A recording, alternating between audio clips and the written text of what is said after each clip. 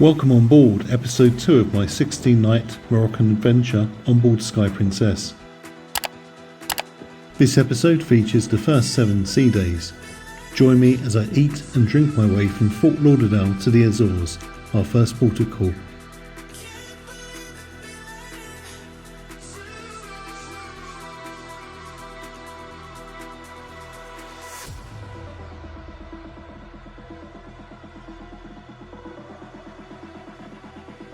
Today was Sunday, and for breakfast I chose stewed apple, followed by poached eggs on toast with smoked salmon. Luncheon was Thai hot and sour soup, chicken korma and chocolate chip cookie ice cream. During the afternoon, I attended an enrichment presentation for Bermuda Triangle, Myths and Realities with Franz Snyder. Afterwards, I went to the Good Spirits at Sea cocktail experience.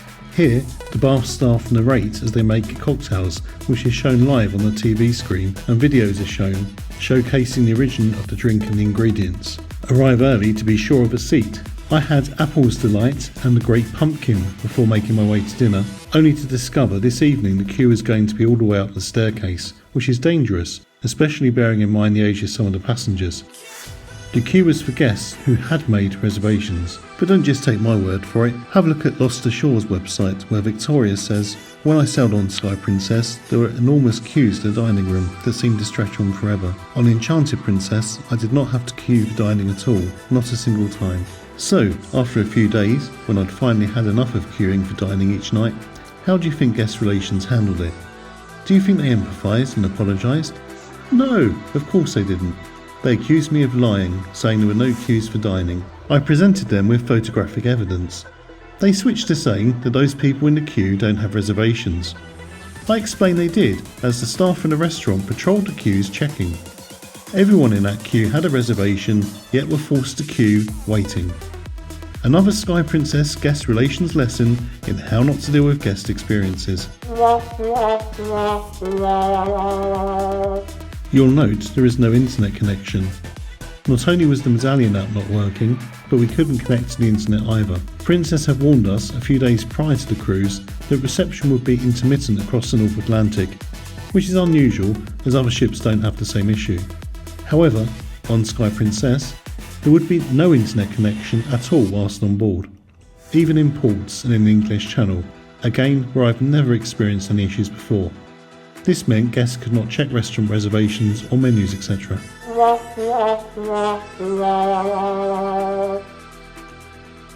On Monday for breakfast, I dared to try the tropical fruit cup with cottage cheese. Not something I've experienced before, it wasn't too bad, and then I had a muffin too. I attended the port lecture on Ponta Delgada. After luncheon, I went to the Flair bartending show. Arriving early to be sure of a seat around the bar, a few of us waited until 1400 hours to then be told the show was cancelled as the weather wasn't particularly sunny, so they wouldn't get the crowds they expected and would reschedule for another time. Someone asked why there had been no announcement, and the entertainment staff advised they don't make announcements when they cancel activities over the PA, as no one likes hearing bad news. A member of the entertainment team attends the venue at the start time and tells passengers in person. Well, this is certainly a good way to waste a guest's time and cause annoyance when we could have been elsewhere.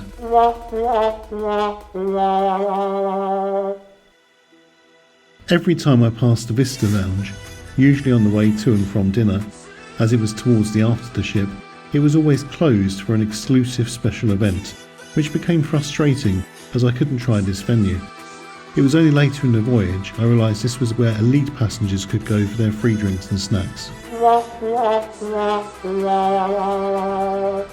On Tuesday, I attended the Life on Liners enrichment presentation with Franz Snyder. Later in the evening, I watched the movie Bohemian Rhapsody out on deck. Princess called this Movies Under the Stars. There is a large screen, a good sound system, popcorn, hot dogs and drinks etc. available. It's something I enjoy doing in the evening. Another significant issue I had with my stateroom was a motorised noise going off throughout the night. My stateroom attendant knew about this, as previous guests had complained about it, and it affected several staterooms. The noise was more prevalent when it was windy outside. In addition, there was a lot of creaking and knocking sounds in the stateroom. These sounds are something I believe Sky Princess is known for. I was able to reduce the creaking sounds by pushing the ceiling and wall panels in. They occasionally came back, again, when there was movement. One night, I heard through the wall my next door neighbour calling and complaining about the noise. Yes, the walls in Sky Princess are thin enough to hear what's being said in the staterooms either side. You can also hear other people's TVs, footsteps above, and doors constantly slamming. I decided to do the same. Well, call guest relations, not the slamming of the door. When I called guest relations, they told me there was no noise and no one else had complained about it. It never did get resolved, despite sending the sound file to Princess Cruises in Southampton. Have a listen, and remember it sounded a lot louder than this in the stateroom. This is me recording the noise, which is outside, on my iPhone whilst laying in bed.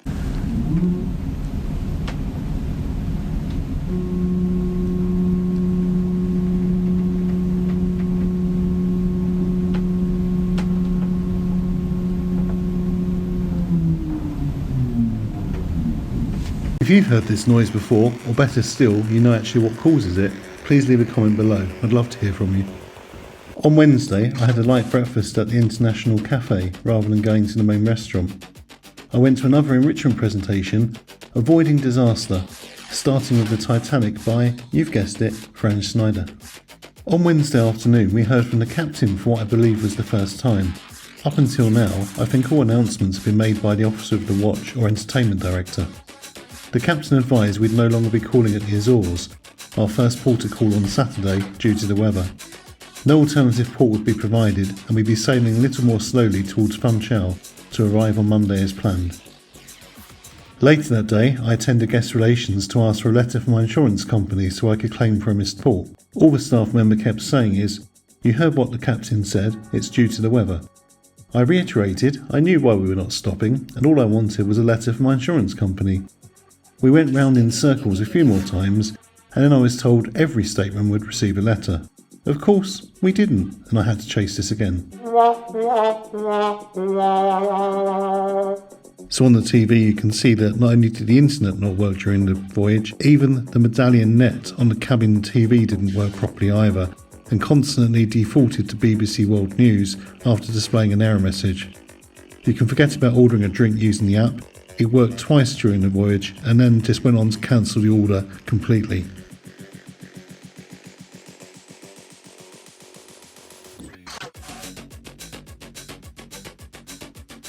Thursday was St Patrick's Day and Princess were offering up to 40% discount off future cruise bookings on board. I started wondering where I could go on my next cruise to take advantage of the 40% discount, before reality kicked in about how bad this cruise actually was, and there was little prospect of me ever sailing with Princess Cruises in the future, if this cruise was their standard offering. I went to the port lecture on Casablanca and another enrichment presentation, the Pan-American Saga with Franz Schneider.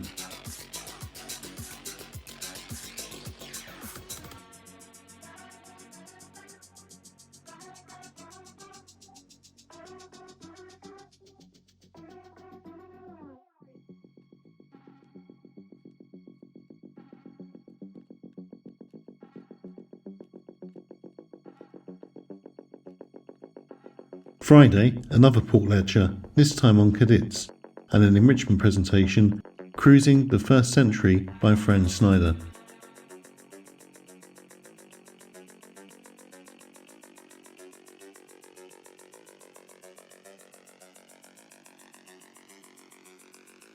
I opted for another light breakfast in the International Cafe today rather than going to the main restaurant.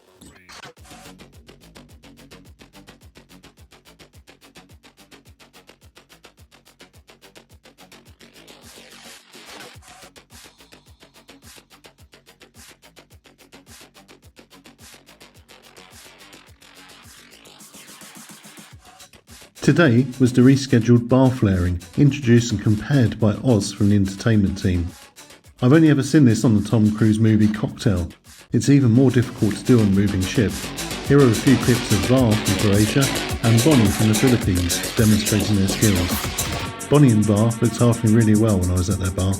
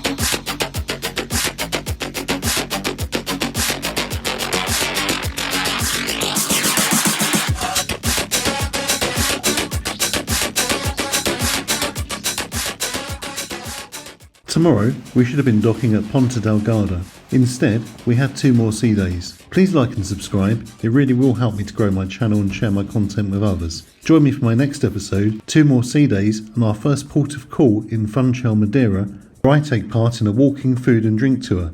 Thank you for watching.